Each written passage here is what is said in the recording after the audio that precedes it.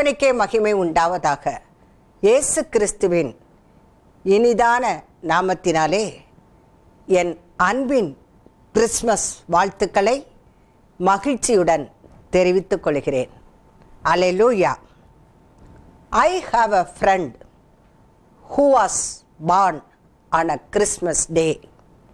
His faithful love is more than all the world to me. His faithful love is more than all the world to me. It is higher than the highest above and deeper than the soundless sea. So great, so good, so strong, so true. Before the earth received its frame, He loved me. Blessed be His name. Before the earth received its frame, He loved me. Blessed be His name. ரட்சகர் பிறந்திருக்கிறார். எனக்கு ஒரு ரட்சகர் இருக்கிறார். உங்களுக்கு ஒரு ரட்சகர் இருக்கிறார். அவர் தாவீதின் ஊரிலே பிறந்திருக்கிறார். ஒரு நாளிலே இயேசு கிறிஸ்து விண்ணுலகத்தின் மேன்மையெல்லாம் துறந்து இந்த மண்ணுலகத்தில் வந்து பாலகனாக பிறந்த நாள்தான் கிறிஸ்மஸ் என்று கொண்டாடப்படுகிறது. Christmas C is for the Christ child என்று ஒரு ஆங்கில பாடல் இருக்கிறது. நான் CHRISTMAS கிறிஸ்மஸ் இதற்கும் இயேசுவின் பிறப்புக்கும் உள்ள சம்பந்தம் என்ன என்று எழுதி வைத்துக்கொண்டு சற்று தியானித்தேன். என் உள்ளத்திலே ஆவியானவர் தந்த கருத்துக்களை இப்பொழுது உங்களுக்கு சொல்ல விளைகின்றேன். காம்னஸ், அமைதல். ஆண்டவராகிய இயேசு கிறிஸ்துவின் பிறப்பு கிறிஸ்மஸ் நமக்கு காட்டுவது என்ன? அமைதலுள்ள ஜீவனம், சாந்தமுள்ள ஒரு வாழ்க்கை நாம் வாழ வேண்டும் என்பதை. Calmness, C is for calmness, அமைதலும் சாந்தமும் உள்ள வாழ்க்கை வாழ வேண்டும். ஹம்பிள்னஸ், இயேசு கிறிஸ்து ஏழ்மையின் ரூபம் எடுத்து தாழ்மையின் சொரூபியாக அவதரித்தார் அல்லவா? சிலுவையின் மரண பரியந்தம் கீழ்ப்படிந்தவராகி தம்மை தாழ்த்தினார். ஹம்பிள்னஸ். கிறிஸ்துவின் பிறப்பு கிறிஸ்மஸ் நமக்கு கற்றுத்தருவது தாழ்மை. தாழ்மை உள்ளவர்களுக்கு கிருபை அளிக்கிறார். ஆனால் பெருமை உள்ளவர்களையோ தேவன் எதிர்த்து நிற்கிறார். ரைச்சியஸ்னஸ், நீதி. கிறிஸ்துவின் பிறப்பு கிறிஸ்மஸ் நமக்கு உணர்த்துவது என்ன? தேவ நீதி. நாம் இந்த உலகத்தில் வாழ்கின்ற நாட்களில் எல்லாம் தேவனுடைய நீதியை உடையவர்களாக வாழ வேண்டும். இன்டெகிரிட்டி, உண்மையும் உத்தமமும் நேர்மையும் ஒழுங்கும் கிரமமுமான ஒரு வாழ்க்கை. இயேசு கிறிஸ்துவின் பிறப்பு கிறிஸ்மஸ் உணர்த்துவது ஒரு உண்மையும் உத்தமமான வாழ்க்கை நாம் வாழ வேண்டும் என்பதை. சாங்டிஃபிகேஷன், பரிசுத்தப்படுத்திக் கொள்வது. இயேசு கிறிஸ்து உலகத்தில் பிறந்ததே நம்மை பரிசுத்தமுள்ள ஒரு வாழ்க்கை வாழ வேண்டும் என்பதற்காக. ஆகவே அன்பானவர்களே, பரிசுத்தமுள்ள ஒரு வாழ்க்கை நாம் வாழ வேண்டும். டிரான்ஸ்ஃபர்மேஷன், மனம் மறுரூபமாக்கப்பட வேண்டும். உங்கள் மனம் புதிதாகிறதுனாலே மறுரூபமாகுங்கள் என்று வசனம் சொல்லுகிறது. இயேசு கிறிஸ்துவின் பிறப்பு கிறிஸ்மஸ் உணர்த்துவது டிரான்ஸ்ஃபர்மேஷன், மறுரூபப்பட வேண்டும், மாற்றப்பட வேண்டும். எது மாற்றப்பட வேண்டும்? நம்முடைய சுவாபங்கள் மாற்றப்பட வேண்டும், நம்முடைய குணங்கள் மாற்றப்பட வேண்டும். இயேசு கிறிஸ்துவின் குண லட்சணங்களை நாம் தரித்து கொள்ள வேண்டும். இயேசு கிறிஸ்துவின் சிந்தனை நமக்குள்ளே உருவாக வேண்டும்.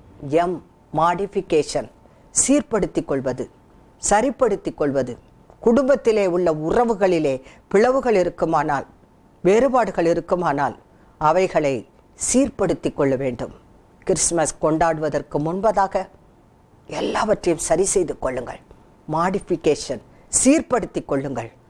கிறிஸ்மஸ் இயேசு கிறிஸ்துவின் பிறப்பு உணர்த்துவது சரி செய்யப்பட்ட ஒரு வாழ்க்கை நாம் வாழ வேண்டும் என்பதை. அக்செப்டன்ஸ், இயேசுவை ஏற்றுக்கொள்ள வேண்டும். அவர் எதை செய் என்று சொல்லுகிறாரோ அதை அப்படியே ஏற்றுக்கொள்ள வேண்டும். அவர் எத்தனை காரியங்களை நம்மை செய்யும்படியாக சொல்லியிருக்கிறார். முதலாவது இயேசு கிறிஸ்துவை ஏற்றுக்கொள்ள வேண்டும். அன்பானவர்களே, இன்னும் கிறிஸ்துவை உள்ளத்திலே ஏற்றுக்கொள்ளாதவர்கள், இரட்சகராக ஏற்றுக்கொள்ளாதவர்கள் இந்த கிறிஸ்மஸ் தினத்திலே இயேசு பாலகன் உலகத்தில் அவதரித்தார் அல்லவா, உங்கள் உள்ளத்தில் அவர் பிறக்க வேண்டாமா? இந்த நாளிலே இருதயமாகிய இல்லத்தை, ஆலயமாகிய இருதயத்தை அவருக்கு திறந்து கொடுங்களேன். இயேசு பிறக்கட்டும் உள்ளத்திலே. அதுதான் அக்செப்டன்ஸ். S, salvation. இரட்சகராக வந்தார். தாவீதின் ஊரிலே அவர் இரட்சகராக பிறந்தார். அந்த ரட்சிப்பு நமக்கு கிடைத்திருக்கிறது இயேசுவின் பிறப்பின் மூலமாக. இயேசுவின் பிறப்பு கிறிஸ்மஸ் நமக்கு உணர்த்துவது ரட்சிப்பு. Calmness, humbleness, righteousness, integrity, sanctification, transformation, modification, acceptance and salvation. இதுதான் கிறிஸ்மஸின் உண்மையான பொருள். இயேசு பாலகனாக பிறந்த கிறிஸ்மஸ் கொண்டாடுகிற நாம் இத்தனை பண்புகளையும் உடையவர்களாக கிறிஸ்மஸ் கொண்டாடினால் அது இயேசுவின் உள்ளத்திற்கு எத்தனை மகிழ்ச்சியை தரும், எத்தனை சந்தோஷத்தை தரும். ஆகவே அன்பானவர்களே, கிறிஸ்மஸ் என்பதின் பொருளை, இயேசு எதற்காக பிறந்தார் என்பதின் கருத்தை அறிந்தவர்களாக கிறிஸ்மஸ் தினத்தை கொண்டாடுவோமா? ஹல்லேலூயா! கிறிஸ்மஸ் என்ற பொருள் நம் வாழ்க்கையில் இந்த நாளில் தானே உருவாக வேண்டும். அன்பானவர்களே, எப்பொழுது நான் உங்களிடத்தில் சில கேள்விகளை கேட்கப் போகிறேன். நீங்கள் மதிப்பெண் போட்டுக்கொள்ளலாம். ஒரு கேள்விக்கு 10 மார்க் என்று வைத்துக் கொள்ளுங்கள். எத்தனை கேள்வி கேட்கப்படுகிறதோ சரியாக எழுதினால் மார்க் போட்டுக்கொள்ளுங்கள். 1வது கேள்வி, முதல் கிறிஸ்மஸ் பிரசங்கி யார்? முதல் கிறிஸ்மஸ் பிரசங்கி தூதன். முதல் கிறிஸ்மஸ் பிரசங்கம் என்ன? இதோ எல்லா ஜனத்துக்கும் மிகுந்த சந்தோஷத்தை உண்டாக்கும் நற்செய்தியை உங்களுக்கு அறிவிக்கிறேன். இன்று கிறிஸ்து என்னும் இரட்சகர் தாவீதின் ஊரிலே உங்களுக்காக பிறந்திருக்கிறார். பிள்ளையை துணிகளில் சுற்றி முன்னணையில் கிடத்தி இருக்க காண்பீர்கள். இதுவே உங்களுக்கு அடையாளம். இதுதான் முதல் கிறிஸ்மஸ் பிரசங்கம். எத்தனை பேர் 10க்கு 10 மார்க் வாங்கி இருக்கிறீர்கள்? கை உயர்த்துங்கள். அல்லேலூயா! முதல் கிறிஸ்மஸ் பாடல் என்ன? உன்னதத்தில் இருக்கிற தேவனுக்கு மகிமையும், பூமியிலே சமாதானமும், மனுஷர் மேல் பிரியமும் உண்டாவதாக என்று சொல்லி அவர்கள் பாடினார்கள். அடுத்த கேள்வி, முதல் கிறிஸ்மஸ் பாடக குழு யார்? தூதனும் பரமசேனையின் திரள் கூட்டமும் ஆகும். முதல் கிறிஸ்மஸ் ஈவு, அல்லேலூயா! முதல் கிறிஸ்மஸ் ஈவு நாம் கிறிஸ்மஸ் கொண்டாடுகிறோமே, அன்று இயேசு பாலகனாக பிறந்தார் அல்லவா? இயேசு பாலகன்தான் முதல் கிறிஸ்மஸ் ஈவு. இயேசு பாலகன்தான் நமக்கு கொடுக்கப்பட்ட முதல் கிறிஸ்மஸ் ஈவு. அல்லேலூயா! முதல் கிறிஸ்மஸ் காணிக்கைகள் என்ன? பொன், வெள்ளி, துபவர்க்கம். சாஸ்திரிகள், ஞானிகள் கொண்டு வந்து இயேசு குழந்தையின் பாதத்திலே வைத்து அவரை வணங்கினார்கள். சாஷ்டாங்கமாய் விழுந்து பணிந்து கொண்டார்கள். ஞானிகள், இயேசு பிறக்கும் போதே ராஜா, அவர் மரித்த பொழுது யூதருக்கு ராஜா என்று சிலுவையில் எழுதி வைத்தார்கள். அவர் பிறக்கும் போதும் ராஜா, அவர் மரித்த போதும் ராஜா, இனிமேல் 1000 வருஷ அரசாட்சிக்கு ராஜாதி ராஜாவாக அவர் ஒருவரே ராஜாவாக இருந்து ஆட்சி செய்ய மீண்டுமாக வரப்போகிறார். அல்லேலூயா. யூதருக்கு ராஜாவாக பிறந்திருக்கிறவர் எங்கே என்று தேடி வந்தார்கள். யாரும் குழந்தையாக பிறக்கும் போதே ராஜாவாக பிறப்பதில்லை. அரசர்கள் குடும்பத்தில் ஒரு குழந்தை பிறந்தால் அதை இளவரசன் என்றுதான் சொல்லுவார்கள். என்றைக்கு முடிசூட்டு விழா நடத்தப்படுகிறதோ அன்றைக்குத்தான் அவன் ராஜாவாக மாற முடியும். ஆனால் நம் இயேசு ராஜா, அவர் பிறப்பிலேயே ராஜாதான். யூதருக்கு ராஜாவாக அவர் பிறந்தார். எல்லா மதிப்பெண்களும் போட்டுவிட்டீர்களா? பரிசுகள் உங்களுக்கு வழங்க வேண்டும் என்ற ஆசைதான். என்ன பரிசு நான் உங்களுக்கு கொடுக்க முடியும்? இந்த செய்தியையவே பரிசாக கொடுக்க விளைகின்றேன். இயேசு கிறிஸ்து எதற்காக பிறந்தார்? 1 யோவான் 3ஆம் அதிகாரம் 8ஆம் வசனம், பிசாசினுடைய கிரியைகளை அழிக்கும்படிக்கு தேவனுடைய குமாரன் வெளிப்பட்டார். பிசாசினுடைய கிரியைகளை அழிக்கும்படிக்கு தேவனுடைய குமாரன் உலகத்தில் வந்து பிறந்தார். பிசாசினுடைய அதிகாரங்களையும் அவனுடைய துரைத்தனங்களையும் வல்லமைகளையும் கல்வாரி சிலுவையிலே உரிந்து கொண்டு வெளியரங்கமான கோலமாக்கி வெற்றி சிறந்தார். அதற்காகவே பிறந்தார். பிறந்த தேவன் சத்துருவின் கிரியைகளை அழித்து போட்டார். ஆகவே அன்பானவர்களே, இயேசு கிறிஸ்துவின் பிறப்பு எவ்வளவு முக்கியமானது பாருங்கள்.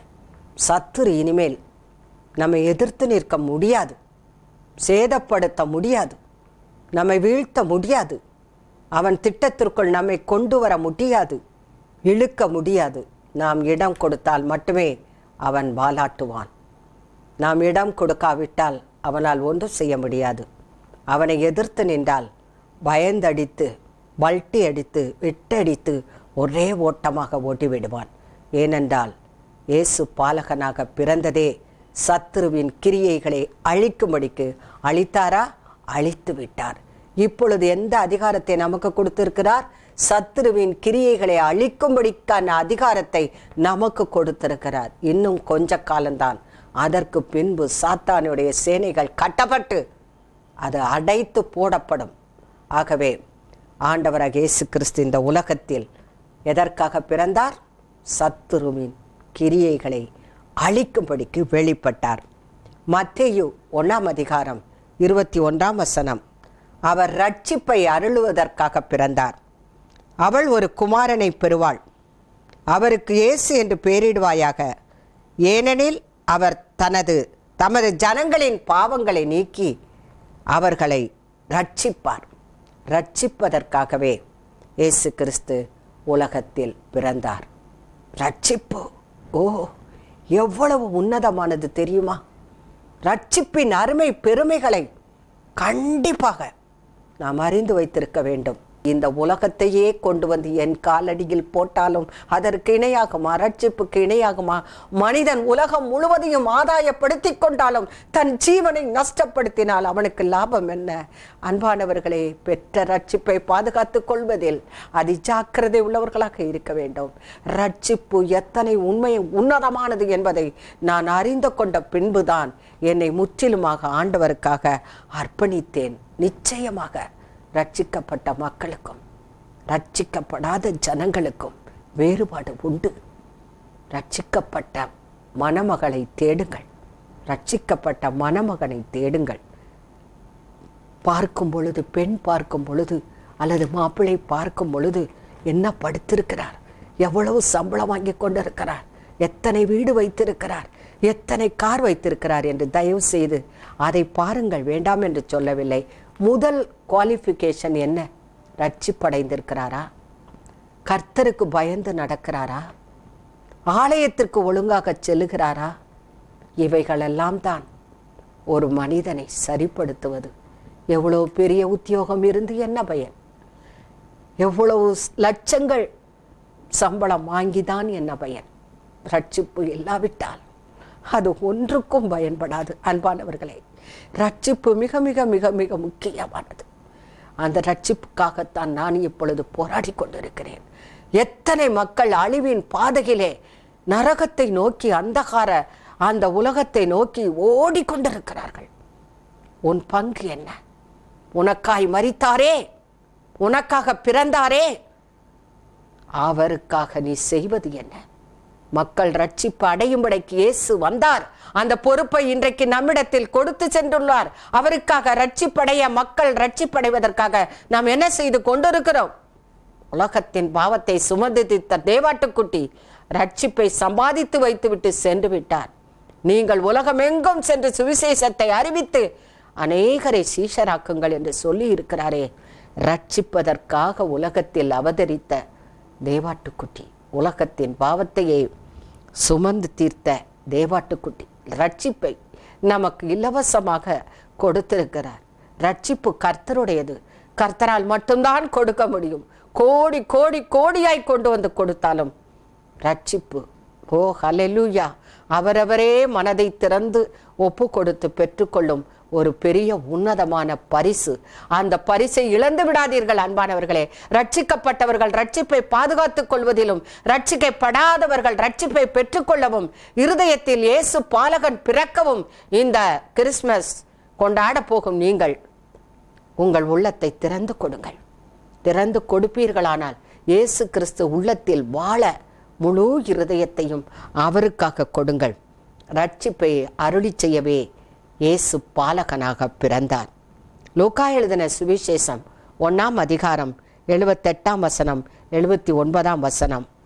அந்தகாரத்திலும் மரண இருளிலும் உட்கார்ந்து இருக்கிறவர்களுக்கு வெளிச்சம் காட்டவும், தம்முடைய கால்களை சமாதானத்தின் வழியிலே நடத்தவும், அவ்விரக்கத்தினாலே உன்னதத்திலிருந்து தோன்றிய அருணோதயம் நம்மை சந்தித்திருக்கிறது என்றான்.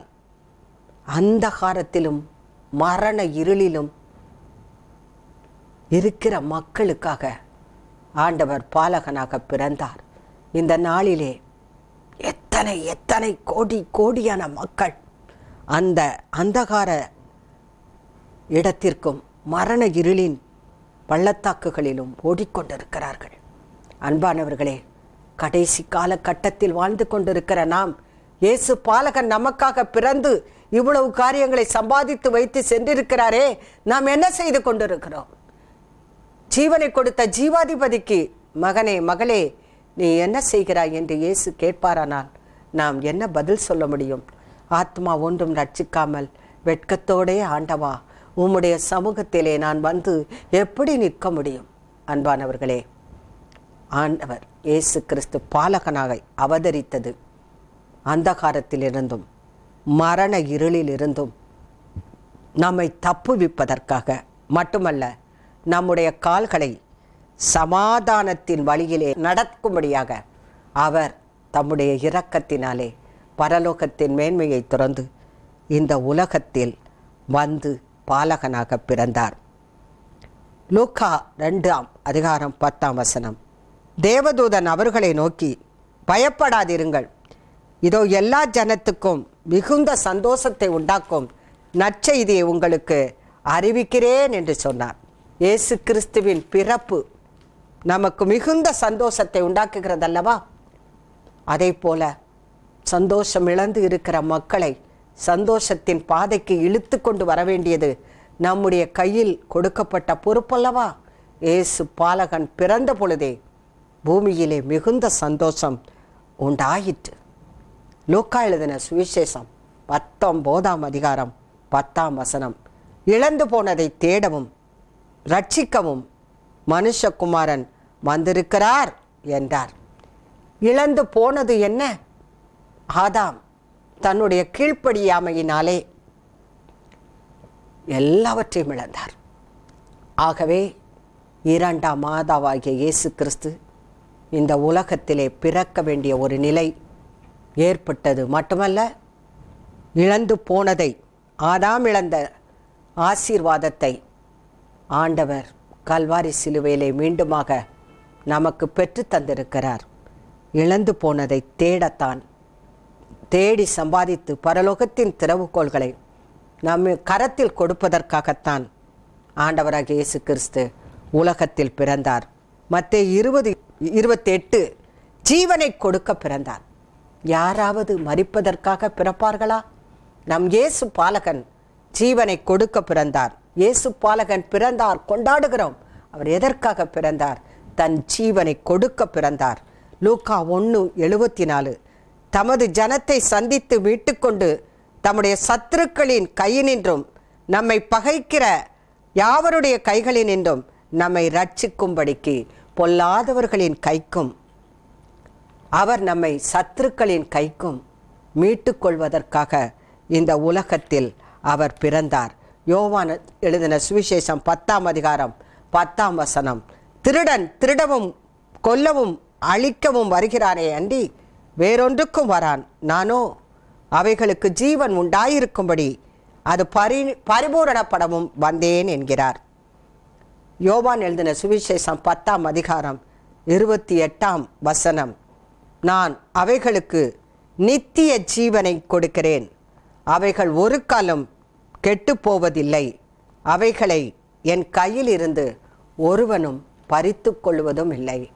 பரிபூரண ஜீவனை, நித்திய ஜீவனை, நித்திய காலமாக பரலோகத்திலே நாம் இருக்கும் ஸ்லாக்கியத்தை நாம் பெற்றுக்கொள்ளும்படியாகத்தான் ஆண்டவராகிய இயேசு கிறிஸ்து பாலகனாக இந்த உலகத்தில் வந்து அவதரித்தார். அன்பானவர்களே, கிறிஸ்மஸை சந்தோஷமாக கொண்டாடுங்கள், மகிழ்ச்சியாக கொண்டாடுங்கள். அதே நேரத்தில் இயேசு கிறிஸ்து எதற்காக இந்த உலகத்தில் பிறந்தார் என்பதை நாம் இன்று பார்த்தோம் அல்லவா? அந்த கிறிஸ்மஸ் எதை உணர்த்துகிறது என்ற பண்புகளை இந்த நாளிலே நாம் தரித்து கொண்டு மறுரூபமாக்கப்பட்டவர்களாக எல்லோருக்கும் மகிழ்ச்சியை கொடுக்கும் ஒரு கிறிஸ்மஸ், பிரிவுகள் அகற்றப்பட்ட கிறிஸ்மஸ், குடும்பத்தில் யார் யார் யாரோடு பேசுவதில்லையோ எல்லோரும் ஒன்றாக கூடி கொண்டாடும் கிறிஸ்மஸ் தினமாக உங்களுடைய கிறிஸ்மஸ் இந்த ஆண்டு மகிழ்ச்சிகரமான கிறிஸ்மஸாக, சந்தோஷமான கிறிஸ்மஸாக, ஒரு மனதுள்ள கிறிஸ்மஸாக, பிரிவினைகள் அகற்றப்பட்ட கிறிஸ்மஸாக கொண்டாடும்படியாக உங்களை அன்புடன் வாழ்த்துகிறேன். கிறிஸ்மஸ் வாழ்த்துக்கள்.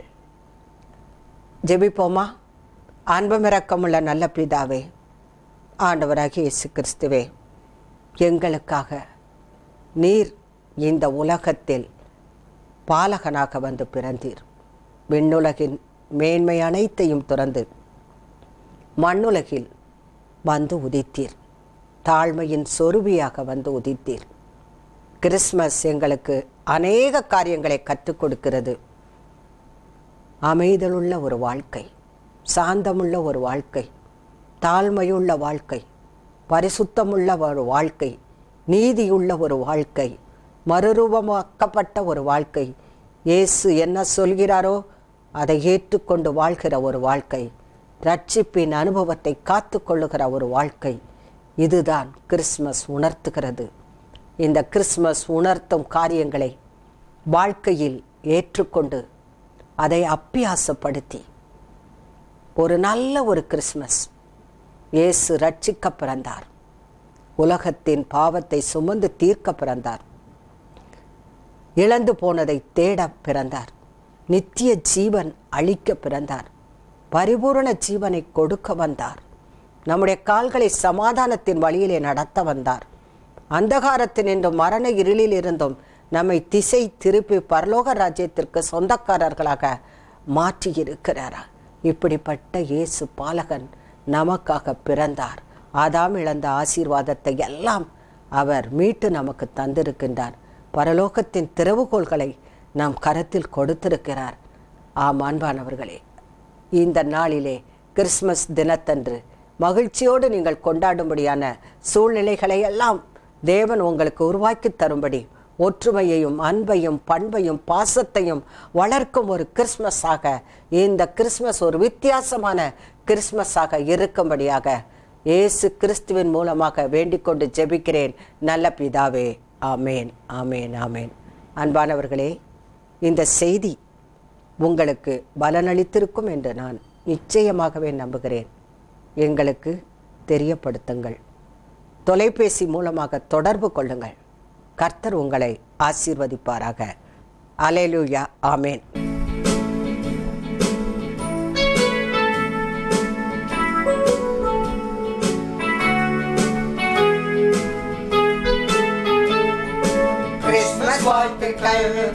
கிறிஸ்மஸ் வாழ்த்துக்கள், Holy God மேயர்களின் கிறிஸ்மஸ் வாழ்த்துக்கள், அன்பின் வாழ்த்துக்கள், அன்பின் வாழ்த்துக்கள், Holy God மேயர்களின் அன்பின் வாழ்த்துக்கள்.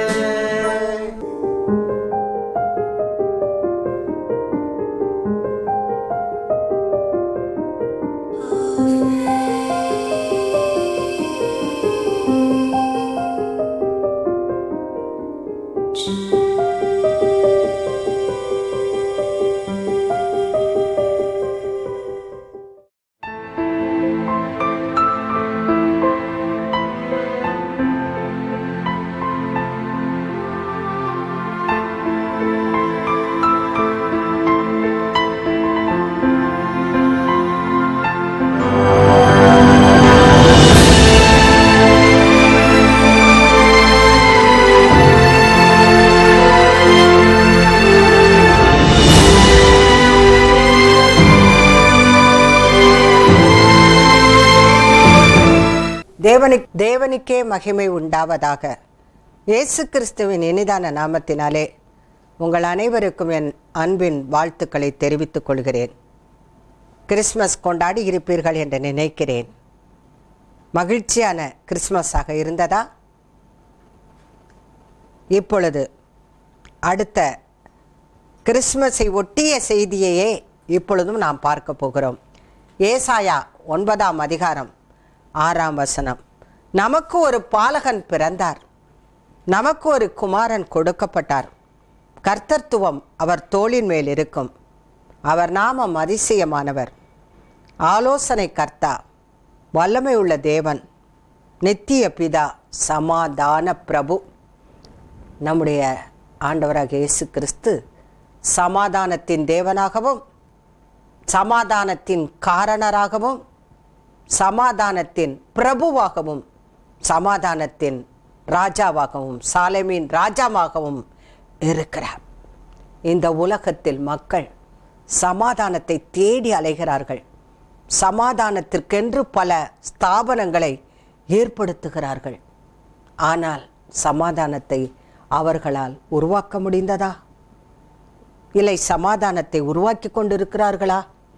என்னதான் செய்தாலும் சமாதானத்தை ஆண்டவர் தவிர வேறு யாராலும் கொடுக்க முடியாது. சமாதான பிரபுதான் நமக்கு சமாதானத்தை கொடுக்க முடியும். அவர் பூமியிலே பிறந்தவுடனே சமாதானம் உண்டானது என்று கூட்டங்கள், திரள் கூட்டங்கள், பரமசேனையின் திரள் கூட்டங்கள், தூதர்கள் பாடினார்கள் அல்லவா?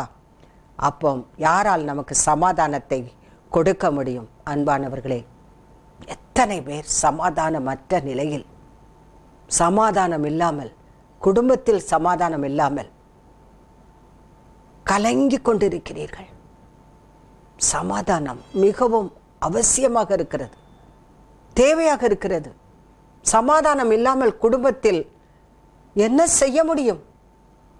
அன்பானவர்களே, இந்த நாளிலே தேவன், சமாதான பிரபுவாக வந்த தேவன் நம் ஒவ்வொருவருக்கும் சமாதானத்தை கொடுக்க விரும்புகிறார். இந்த நாளில் தானே உங்கள் குடும்பங்களில் காணப்படுகிற சமாதான குறைவுகள் எல்லாம் அகன்று போக போகிறது. சமாதானம் நதியை போன்று பாய்ந்து வரப்போகிறது. அந்த சமாதானத்தை பெற்றுக்கொள்ள ஆயத்தமா? சமாதானம் தேவையா? அன்பானவர்களே, சமாதான பிரபுவை பிடித்து கொள்ளுங்கள். இயேசுவண்டை வாருங்கள், இயேசுவை பற்றி கொள்ளுங்கள். அந்த சமாதானம் உங்களை அணைத்து கொள்ளும். யோவான் எழுதின சுவிசேஷம் 14ஆம் அதிகாரம் 27ஆம் வசனம். சமாதானத்தை உங்களுக்கு வைத்து போகிறேன், ஆண்டவர் இந்த உலகத்தை விட்டு செல்லும் பொழுது என்ன சொல்லி சென்றார்? சமாதானத்தை உங்களுக்காக வைத்து போகிறேன், என்னுடைய சமாதானத்தை உங்களுக்கு வைத்து போகிறேன். எப்படிப்பட்ட சமாதானம்? இயேசு கிறிஸ்துவின் சமாதானம் எப்படிப்பட்ட சமாதானமாக இருக்கும் என்று சிறிது நேரம் சிந்தித்து பாருங்களேன். சமாதானம் வேண்டுமா? அவர் வைத்து போயிருக்கிறார். வைத்து போயிருந்தால் என்ன செய்ய வேண்டும்? நாம் எடுத்துக்கொள்ள வேண்டும். வைத்து போய்விட்டார், எடுத்துக்கொண்டால் தானே அந்த சமாதானம் நமக்கு கிடைக்கும். ஆகவே அன்பானவர்களே, அவர் இயேசு கிறிஸ்து தம்முடைய சமாதானத்தையே வைத்து போயிருக்கிறார். எடுத்துக்கொள்ள உங்களுக்கு ஆவல் இருக்கிறதா? சமாதானம் குடும்பத்தில் வேண்டும் என்ற விருப்பம் இருக்கிறதா? அப்படியானால் ஒன்று செய்யுங்கள், இயேசுவண்டை வாருங்கள். அவர் வைத்து போயிருக்கிற சமாதானத்தை எடுத்துக்கொள்ளுங்கள். அவ்வளவுதான். மிகவும் எளிதான ஒரு காரியம். அவர் வைத்து போயிருக்கிறதை நீங்கள் எடுத்துக்கொண்டால் உங்களுக்கு சமாதானம். அது எப்படிப்பட்ட சமாதானம்? உலகம் கொடுக்கிற பிரகாரம் நான் உங்களுக்கு கொடுக்கிறது இல்லை. உங்கள் இருதயம் கலங்காமலும் பயப்படாமலும் இருப்பதாக. கலங்கி கொண்டிருக்கிறீர்களா? பயப்பட்டு கொண்டிருக்கிறீர்களா? சமாதானம் இல்லாமல் தவித்து கொண்டிருக்கிறீர்களா? அன்பானவர்களே, சமாதானத்தை வைத்து போயிருக்கிறார். அதை எடுத்துக்கொள்ள வேண்டியது உங்கள் பொறுப்பு. இந்த நாளிலே தானே சமாதான பிரபு வைத்து சென்றிருக்கிற சமாதானத்தை எடுத்துக்கொள்ளுங்கள். அநேக நாட்கள் நான் அப்படித்தான் செய்வேன் அன்பானவர்களே. ஃப்ரிட்ஜில் எல்லாம் சாப்பாட்டுக்குரிய எல்லாம் இருக்கும். அதை எடுத்து அதை சூடு பண்ணி அதை சாப்பிட மாட்டேன்.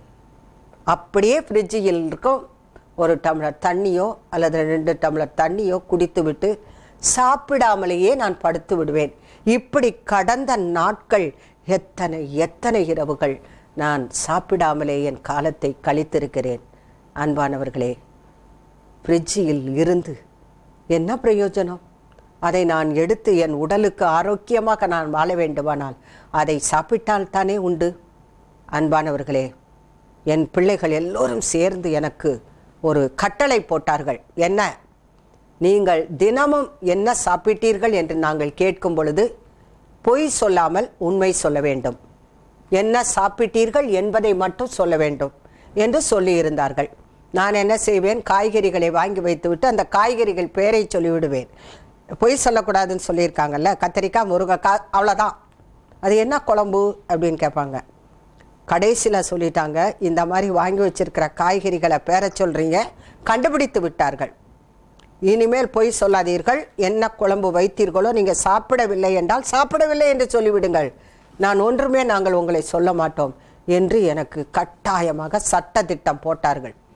வாங்கின நான் என்ன செய்ய ஆரம்பித்தேன்? உப்பு இல்லாமல், சப்பு இல்லாமல், ருசி இல்லாமல் ஏதோ ஒரு குழம்பை வைத்து சாப்பிட்டு கொண்டிருந்தேன்.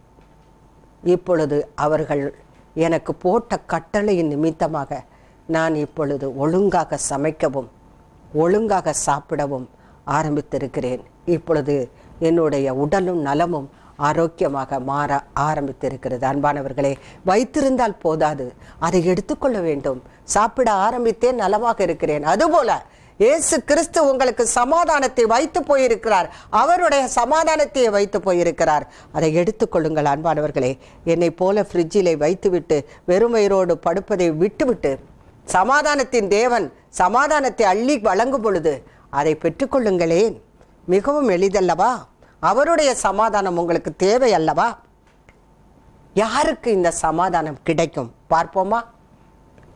சங்கீதம் 119 168 உம்முடைய வேதத்தை நேசிக்கிறவர்களுக்கு மிகுந்த சமாதானம் உண்டு, அவர்களுக்கு இடரல் இல்லை. அன்பானவர்களே, சமாதானம் பெற்றுக்கொள்ள இன்னொரு வழியை வசனம் சொல்லுகிறது. என்ன வழி? வேதத்தை நேசிக்கிறவர்களுக்கு. இதை நான் வாசிக்கும் பொழுது ஆவியானவர் என்னிடம் ஒரு எண்ணத்தை கொடுத்தார். ஏன் வேதத்தை வாசிக்கிறவர்களுக்குன்னு போடவில்லை? வேதத்தை நேசித்தால் மட்டும் போதுமா? வேதத்தை நேசிக்கிறவர்களுக்கு மிகுந்த சமாதானம் உண்டு என்று. நேசித்தால் செயல்படுவோம்.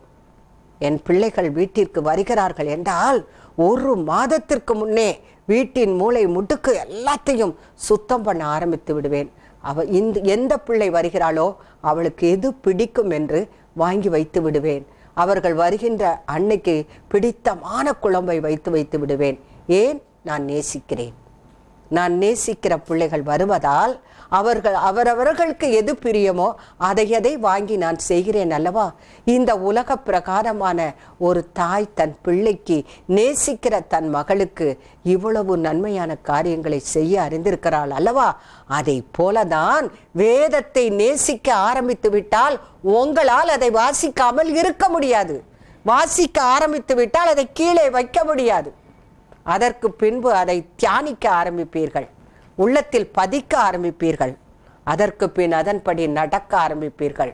அப்படித்தான் நான் ஒரு காலத்தில் வேதத்தை வாசிக்காமலே காலத்தை கடத்தின நாட்கள் உண்டு. அதற்கு பின்பு இப்பொழுது வேதத்தை கீழே வைப்பதற்கு விருப்பமில்லை. என்னுடைய முழு நேர வேலையே இப்பொழுது வேதத்தை வாசிப்பதும், வசனங்களை தியானிப்பதும், வசனங்களை எழுதுவதும், இதுதான் என்னுடைய முழு நேர பணியாக மாறிவிட்டது. வேதத்தை நேசிப்பவர்கள், அதன் மேல் வாஞ்சை உள்ளவர்கள் அதை வாசிப்பார்கள், தியானிப்பார்கள். அப்பொழுது அவர்களுக்கு சமாதானம் தானாகவே வந்து சேரும். அவர்கள் வாழ்க்கையில் எந்த சந்தர்ப்பத்திலும் எந்த சூழ்நிலையிலும் அவர்கள் இடறி போகவே மாட்டார்கள். யோசேப்பை பார்த்தீர்களா? யோசேப்போடு தேவன் கூடவே இருந்தபடியினால் இப்படி பெரிய மகா பெரிய பாவத்தை நான் எப்படி செய்தது என்று விலகி ஓடிப்போனானே. நமக்கு இயேசுவின் நாமம் இருக்கிறது, இயேசுவின் வார்த்தை இருக்கிறது, இயேசுவின் வசனங்கள் இருக்கிறது, இயேசுவின் இரத்தம் இருக்கிறது, பரிசுத்த ஆவியானவரின் ஒத்தாசை இருக்கிறது, அபிஷேகம் இருக்கிறது. இவ்வளவையும் வைத்துக்கொண்டு நாம் சும்மா இருப்போமானால் எப்படி? காலம் கடைசியாகிவிட்டது, வருகையின் நாட்கள் நெருங்கிவிட்டது, ஆண்டவரின் பாதங்கள் இறங்கி கொண்டிருக்கிறது, சீக்கிரமாக வரப்போகிறார். ஆகவே சமாதானம் வேண்டுமா? வேதத்தை நேசிக்க ஆரம்பியுங்கள், வாசிக்க ஆரம்பியுங்கள், தியானிக்க தொடங்குங்கள், அதன்படி நடக்க தொடங்குங்கள். சமாதானம் உங்களை அணைத்து கொள்ளும். அடுத்து என்ன செய்ய வேண்டும்? இயேசுவை உறுதியாக பற்றி கொள்ள வேண்டும். ஏசாயா 26 அதிகாரம் 3 வசனம், உம்மை உறுதியாய் பற்றி கொண்ட மனதை உடையவர்கள் உம்மையே நம்பி இருக்கிறபடியால் அவர்களை பூரண சமாதானத்துடன் காத்துக்கொள்வீர். பூரண சமாதானம் வேண்டுமா? இயேசுவை உறுதியாக பற்றி கொள்ளுங்கள். அவரை உறுதியாக பற்றி கொண்டோமானால் இந்த உலக காரியங்கள் நமக்கு ஒரு பெரிதாக தோன்றாது. உலக பிரச்சனைகள், கவலைகள், உபத்திரவங்கள், துன்பங்கள், வேதனைகள் ஒரு பொருட்டாகவே தெரியாது. ஏனென்றால் நான் பற்றி கொண்டிருப்பது யார்? சர்வ வல்ல தேவனை, அதிகாரம் படைத்த தேவனை, வானத்திலும் பூமியிலும் சகலமும் அவரை கொண்டும் அவருக்காகவும் படைக்கப்பட்ட அந்த உலகத்திலே வாழ்கின்ற நாம் அவரை பற்றி கொள்ளும் பொழுது எப்படி பற்றி கொள்ள வேண்டும்? உறுதியாய் பற்றி கொள்ள வேண்டும். ஏனென்றால் சும்மாய் பிடித்து கொண்டால் விட்டு விடுவோம், கீழே விழுந்து விடுவோம். அதனால்தான் சொல்லியிருக்கிறார், வசனம் சொல்லியிருக்கிறது, உறுதியாய் பற்றி கொள்ள வேண்டும். அவர்தான் கதி, இயேசுதான் எல்லாம், அவரை விட்டால் எனக்கு வேறு இல்லை. எல்லா உறவினர்களும் இருந்தாலும் அவரை முதலாவது ஸ்தானத்தில் வைத்து இறுக பற்றி கொள்ள வேண்டும், உறுதியாக பற்றி கொள்ள வேண்டும். அப்பொழுது என்ன கிடைக்கும்? பூரண சமாதானத்துடன் அவர் நம்மை காத்துக்கொள்வார். பூரண சமாதானத்தை அருளி செய்வதோடு நம்மளை பாதுகாத்து கொள்வார். ஆகவே சமாதானம் வேண்டுமா? இயேசுவண்டை வாருங்கள், அவரை பற்றி கொள்ளுங்கள். எப்படி பற்றி கொள்ள வேண்டும்? உறுதியாக பற்றி கொள்ள வேண்டும். பற்றி கொண்டால் மட்டும் போதாது, இறுக பற்றி கொள்ள வேண்டும், உறுதியாக பற்றி கொள்ள வேண்டும். அப்பொழுதுதான் பூரண சமாதானத்துடன் அவர் நம்மை காத்துக்கொள்வார். சமாதானம் வேண்டுமானால் என்ன செய்ய வேண்டும்? இயேசுவை உறுதியாக இறுக்கமாக பற்றி கொள்ள வேண்டும். அப்பொழுது சமாதானம் நம் வாழ்க்கையில் நிச்சயமாக வந்து சேரும். அவர் சமாதான பிரபு. உறுதியாக பற்றி கொண்டால் சமாதானம், அவரை பிடித்து கொண்டு அவரிடத்திலிருந்து எடுத்துக்கொண்டால் சமாதானம், வேதத்தை நேசித்தால், வாசித்தால், தியானித்தால், இருதயத்தில் பதித்து கொண்டால், அதன்படி நடந்தால் சமாதானம். இவ்வளவு எளிதாக சமாதானத்தை பெற்றுக்கொள்ளும் வழிவாய்ப்புகளை ஆண்டவர் ஏற்படுத்தி வைத்திருக்கும் பொழுது, அன்பானவர்களே, என் இல்லத்தில் சமாதானம் இல்லை, ஒருவரோடு ஒருவர் பேசுவது இல்லை, ஒருவர் முகத்தை ஒருவர் பார்ப்பது இல்லை, ஒருவரோடு ஒருவர் சண்டை போட்டுக் கொள்ளுகிறார்கள், பிரிவினைகள் அதிகமாக இருக்கிறது, குழப்பங்கள் இருக்கிறது என்று நாம் ஏன் சொல்லுகிறோம்? சமாதான பிரபுவை குடும்பத்தின் தலைவராக நாம் வைக்காத காரணத்தினால்தான் சமாதான குலைச்சல்கள் நம் குடும்பத்தில் ஏற்படுகிறது. இயேசுவின் குடும்பம் ஒன்று உண்டு. அந்த குடும்பத்தில் என்ன இருக்கும்? சண்டை இருக்குமா? கோபம் இருக்குமா? எரிச்சல் இருக்குமா? கசப்புக்கள் இருக்குமா? வெறுப்புக்கள் இருக்குமா? இருக்காதல்லவா? அங்கு அன்பு, சந்தோஷம், சமாதானம், நீடிய பொறுமை இவைகள் அல்லவா அங்கு மிளிரும். துதியின் சத்தம், பாடலின் சத்தம், ரட்சிப்பின் சத்தம், ஆடல் பாடலின் சத்தம் கேட்டுக்கொண்டே இருக்கும் அல்லவா? ஆகவே சமாதானத்தின் தேவனை பற்றி கொள்ளும் பொழுது சமாதானம் கிடைக்கிறது. ஏசாயா 48 அதிகாரம் 18 அவர் கட்டளைகளை கைக்கொள்பவர்களுக்கு சமாதானம் கிடைக்கிறது. என் கற்பனைகளை கவனித்தாயானால் நலமாயிருக்கும், அப்பொழுது உன் சமாதானம் நதியைப் போலவும் உன் நீதி சமுத்திரத்தின் அலையைப் போலவும் இருக்கும். அவரது கற்பனைகளையும் கட்டளைகளையும் நாம் கவனித்தாமானாலே நலமாயிருக்கும் என்று சொல்லுகிறார். கவனித்தோமானால் என்ன செய்வோம்? அதை கடைபிடிக்க ஆரம்பிப்போம். ஆகவே ஆண்டவர் இயேசு நமக்கு எவ்வளவோ காரியங்களை வரைந்து கொடுத்து சென்றிருக்கிறார். பரிசுத்த ஆவியானவர் நமக்கு அநேக காரியங்களை எழுதி வைத்திருக்கிறார். அதை கவனித்து அதன்படி நாம் நடந்தால் நம்முடைய வாழ்க்கையில் சமாதானம் ஒரு நதியை போல பெருக்கெடுத்து ஓடி வரும். அப்பொழுது சத்துருவின் தந்திரங்கள், குடும்பத்தை பிரிக்கும் வேண்டும் என்று செய்கின்ற எல்லா திட்டங்களும் முறியடிக்கப்பட்டு போகுமல்லவா? ஆகவே சமாதானத்தின் பிரபுவை அவர் சொன்ன காரியங்களை கை கொள்ளுங்கள். அடுத்து சமாதானத்தை பெற்றுக்கொள்ள ஒரு வழி வேதம் காட்டுகிறது. என்ன வழி? கர்த்தரால் போதிக்கப்பட்டிருக்க வேண்டும். ஏசாயா 54 அதிகாரம் 14 உன் பிள்ளைகள் எல்லாரும் கர்த்தரால் போதிக்கப்பட்டிருப்பார்கள், உன் பிள்ளைகளுடைய சமாதானம் பெரிதாய் இருக்கும். அன்பானவர்களே, பிள்ளைகளை எப்படி வளர்க்கிறீர்கள்? இந்த காலத்தில் வேதம் வாசிக்கிறார்களா? செபிக்கிறார்களா? ஆலயத்துக்கு செல்கிறார்களா? துதிக்கிறார்களா? தேவனுக்கு முதலிடம் கொடுக்கிறார்களா? நேரத்தை ஒதுக்குகிறார்களா என்று தாயும் தகப்பனும் தன் பிள்ளை எப்படி வளர்கிறான் என்பதை கவனிக்க வேண்டும். வசனங்களை அவர்களுக்கு போதிக்க வேண்டும். உட்கார வைத்து வசனத்தை படிக்க வைக்க வேண்டும். என் தாயார் வசனம் வாசிக்காவிட்டால் மிகவும் கடுமையாக கோபப்படுவார்கள். வேதத்தை தலைகளை வைத்து கொண்டு கூட நாங்கள் உட்கார்ந்திருக்கிறோம். வேதத்தை வாசிக்க வேண்டும். அந்த பழக்கம்தான் இப்பொழுது எங்களுக்கு அது ஒரு குட் ஹேபிட்டாக மாறிவிட்டது. அந்த காலத்தில் ஏமாற்றுவதற்காக தலைகளை வைத்து கொண்டு பைபிளை பார்த்துக்கிட்டே இருப்போம். நல்லா படிக்கிறியே அப்படின்னாங்க. படிக்கிறியா பைபிள்? படிக்கிறேன் பைபிளை தான்.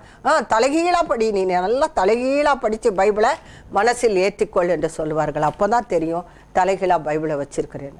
அப்படி படித்த காலம் போய் இப்பொழுது வேதமே என் உயிராகிவிட்டது. அதை தியானிப்பதே என் நாள் முழுவதும் என் தொழிலாகிவிட்டது. அன்பானவர்களே, கர்த்தரால் உங்கள் பிள்ளைகள் போதிக்கப்பட்டிருக்க வேண்டுமானால் அவர்கள் இளம் வயதிலே அவர்களை டியூன் பண்ணி விட்டுறணும். ஓரளவுக்கு நீங்கள் அவர்களுக்கு வசனத்தை போதித்து விட்டுவிட்டால் அதற்கு பின்பு அவர்கள் வயதானாலும் அதை கடைப்பிடித்து நடப்பார்கள். அதிலிருந்து சற்றேனும் அவர்கள் விலகி போக மாட்டார்கள். ஆகவே உங்கள் பிள்ளைகளுடைய சமாதானம் பெரிதாக இருக்க வேண்டுமானால் சிறு வயதிலிருந்தே வேதத்தை கற்றுக் கொடுத்து வேத வசனங்களை மனப்பாடம் பண்ண சொல்லி கர்த்தருக்கு பயப்படுகிற பயத்திலே வளர்க்க வேண்டும். தற்காலத்தில் பிள்ளைகள் கெட்டு போவதற்கான எத்தனையோ காரியங்கள் இல்லத்திலேயே உட்கார்ந்து கொண்டிருக்கிறது. நாம் கவனமாக இருக்க வேண்டும். பிள்ளைகளை வளர்ப்பதில் அதிஜாக்கிரதையாக இருக்க வேண்டும். சங்கீதம் 32:8 சொல்கிறது, நான் உனக்கு போதித்து நீ நடக்க வேண்டிய வழியை உனக்கு காட்டுவேன். உன்மேல் என் கண்ணை வைத்து உனக்கு ஆலோசனை சொல்லுவேன். ஒரு குறிப்பிட்ட பருவம் வந்துவிட்டால் தேவனே நமக்கு போதிப்பார். அவரே நம்மை வழிநடத்துவார். அவர் நம் கூடவே இருப்பார். வலது பக்கம் இடது பக்கம் சாயும் பொழுது வழி இதுவே என்று நமக்கு கற்றுத்தருவார். அவரே நல்ல ஆலோசனை கர்த்தராக, நல்ல போதகராக நம்முக்குள் வாசம் செய்து நம்மை வழி நடத்துவார். நாம் சமாதானம் உள்ளவர்களாய் வாழுவதற்கு அது மிகவும் பயனுள்ளதாக இருக்கும். நீதிமொழிகள் 3:17. அதன் வழிகள் இனிதான வழிகள், அதன் பாதைகளெல்லாம் சமாதானம். கர்த்தருடைய வேதம் கால்களுக்கு தீபமும் பாதைக்கு வெளிச்சமுமாக இருக்கிறது. அவர் காட்டும் வெளிச்சத்தின் பாதைகளிலே நாம் நடக்கும் பொழுது நமக்கு கிடைப்பது என்ன? அதன் பாதைகளில் எல்லாம் சமாதானம். சமாதானம் வேண்டுவோம். வேதத்தை வாசிக்க வேண்டும் என்று மறுபடியுமாக ஆவியானவர் சொல்லிக்கொண்டே இருக்கிறார். கொலசேயர் 3:15. தேவ சமாதானம் உங்கள் இருதயங்களில் ஆளக்கடவது. இதற்கென்றே நீங்கள் ஒரே சரீரமாக அழைக்கப்பட்டீர்கள் என்று வசனம் சொல்லுகிறது. தேவ சமாதானம் எங்கே ஆளப்பட வேண்டும்? முதலாவதாக நம்முடைய இருதயத்திலே தேவனுடைய சமாதானம் நிரப்ப வேண்டும். நதி போன்ற சமாதானம் இருதயிலே பெருக்கெடுத்து ஓடும் பொழுதுதான் நாம் இந்த உலகத்திலே சமாதானம் உள்ள ஒரு வாழ்க்கை வாழ முடியும். நாம் மட்டுமல்ல, நம் குடும்பத்தில் சமாதானத்தை நிலைத்து நிற்கும்படியான சூழ்நிலைகளை உருவாக்க முடியும். அப்படி இல்லை என்றால் சண்டைகளும் குழப்பங்களும் தான் உண்டாகி கொண்டிருக்கும். மத்தேயு எழுதின சுவிசேஷம் 5:9.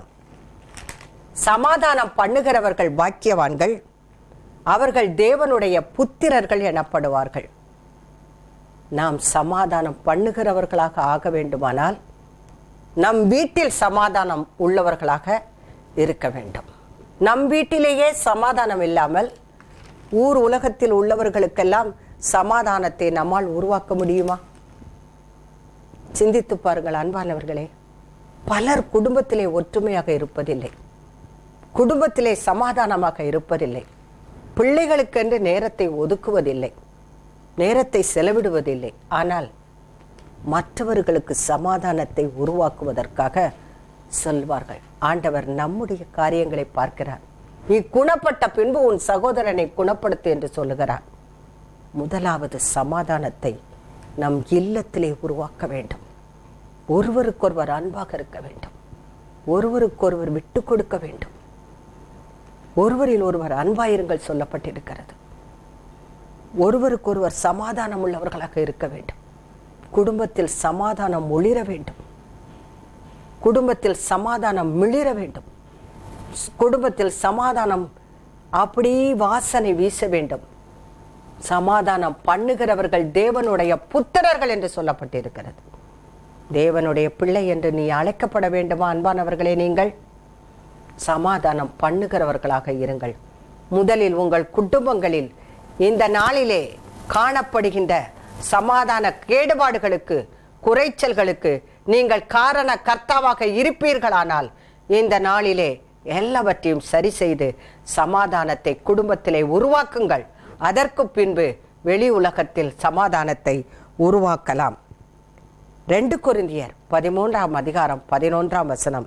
கடைசியாக சகோதரரே, சந்தோஷமாயிருங்கள், நற்சீர் பொருந்துங்கள், ஆறுதல் அடையுங்கள், ஏக சிந்தையாயிருங்கள்.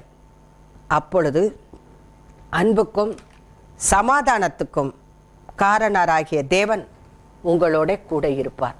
இவைகளையெல்லாம் செய்தால்தான் தேவன் நம்மளோடு கூட இருப்பார். சந்தோஷமாக இருக்க வேண்டும், ஏக சிந்தை உள்ளவர்களாக இருக்க வேண்டும், நற்சீர் பொருந்த வேண்டும்.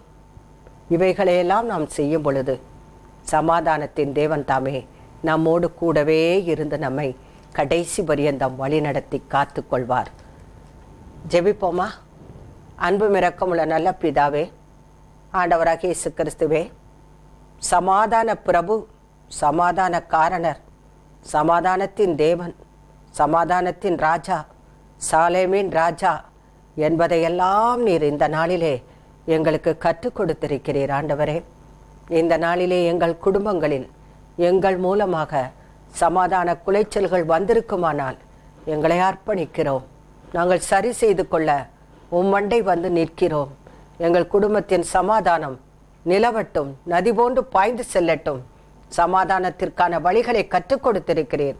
உம்முடைய வேதத்தை நேசிப்பவர்களுக்கு மிகுந்த சமாதானம் உண்டு, அவர்கள் எந்த காலத்திலும் இடறுவதில்லை என்று வசனம் சொல்லுகிறது. சமாதானம் பண்ணுகிறவர்கள் பாக்கியவான்கள் என்று வசனம் சொல்லுகிறது. சமாதானம் பண்ணுகிறவர்கள் தேவனுடைய புத்திரர்கள் என்று வசனம் சொல்லுகிறது. முழு இருதயத்தோடு முழு மனதோடு உம்முடைய வசனங்களை கை கொண்டு அதன்படி நடக்கும் பொழுது சமாதானம் நதியைப் போல பாய்ந்து வரும் என்று சொல்லியிருக்கின்றீர். இவைகளை எல்லாம் ஆண்டவரே ஒவ்வொருவரும் எங்கள் வாழ்க்கையில் கடைப்பிடித்து ஆண்டவரே சமாதானத்தின் நதி எங்கள் குடும்பத்தில் பாய்ந்து செல்ல, குடும்பத்தின் தலைவர் இயேசு இங்கு தங்கி இருக்கிறார், இந்த வீட்டிற்குள் சென்றாலே எனக்கு ஒரு சமாதானம் கிடைக்கிறது என்று மற்றவர்கள் சொல்லுகின்ற அளவுக்கு எங்கள் குடும்பம் ஒரு இயேசு இருக்கின்ற குடும்பமாக, சமாதானம் நிறைந்த ஒரு குடும்பமாக இருக்கும்படியாக நீர் கிருபை செய்யும். ஏனென்றால் நீ சமாதானத்தின் பிரபுவாக இருக்கிறீர். உம்மண்டை எங்கள் எல்லா காரியத்தையும் ஒப்படைக்கிறோம். பொறுப்படுத்திக் கொள்ளும். இயேசுவின் மூலம் ஜெபம் கேளும் நல்ல பிதாவே. ஆமேன், ஆமேன், ஆமேன். அன்பானவர்களே, இந்த செய்தி உங்களுக்கு பயனளித்திருக்கும் என்று நான் நிச்சயமாக நம்புகிறேன். அப்படியானால் எங்களோடு தொலைபேசியில் தொடர்பு கொள்ளுங்கள். God bless you. Hallelujah.